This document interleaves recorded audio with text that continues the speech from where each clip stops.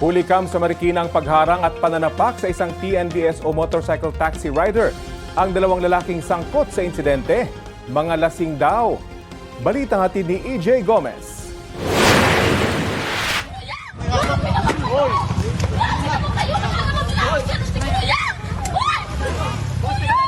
Kuha ang video na yan sa kahabaan ng Farmers One sa Barangay Concepcion 1, Marikina City, mag-aalas 11 ng gabi nitong Sabado.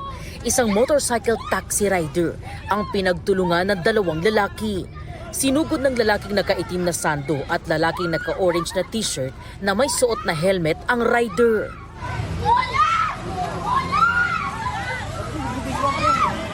Nagpambuno sila hanggang sa bumagsak sila sa kalsada. May ilang sumubok umawat. Bigla na lang po nagsuntukan. Di ko na po alam sino nauna kasi nakita na po namin maraming tao. Umawat sila lahat. Yung pasahero po sumisigaw na hindi naman po wala po sinasabi si kuya. Pasahero po niya yung babae. Babae, umawat siya. Kinumpirma ng Marikina Police na pasahero ng 33 anyos na rider ang babaeng sumisigaw at umaawat sa gulo.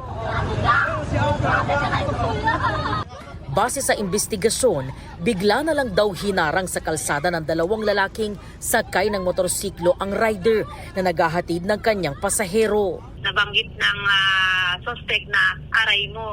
So yun po, nung napahinto sila sa gitna ng kalsada, tapos biglang nagsisigaw na daw po yung ating suspect ng mga salitang hindi maganda dito sa ating victim, na nagresulta ito sa konting pagtatalo na hanggang sa nauwi na nga po sa suntukan. Ang mga suspect na pag-alamang lasing ayon sa pulisya, nagtamo ng mga sugat ang rider.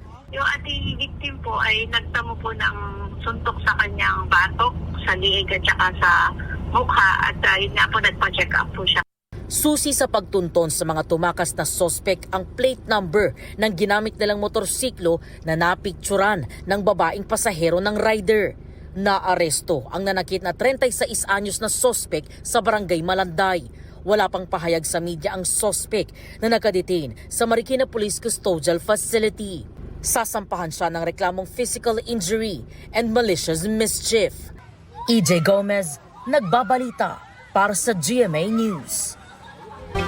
Kaugnay sa ibinalita naming TNVS rider na pinagtulungan ng dalawang lalaki sa Marikina, naglabas na ng show on cause order ang Land Transportation Office sa mga sangkot.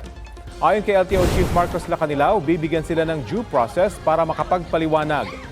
Suspendido rin muna ang driver's license ng mga sangkot hanggat hindi dumarating ang araw ng pagdinig.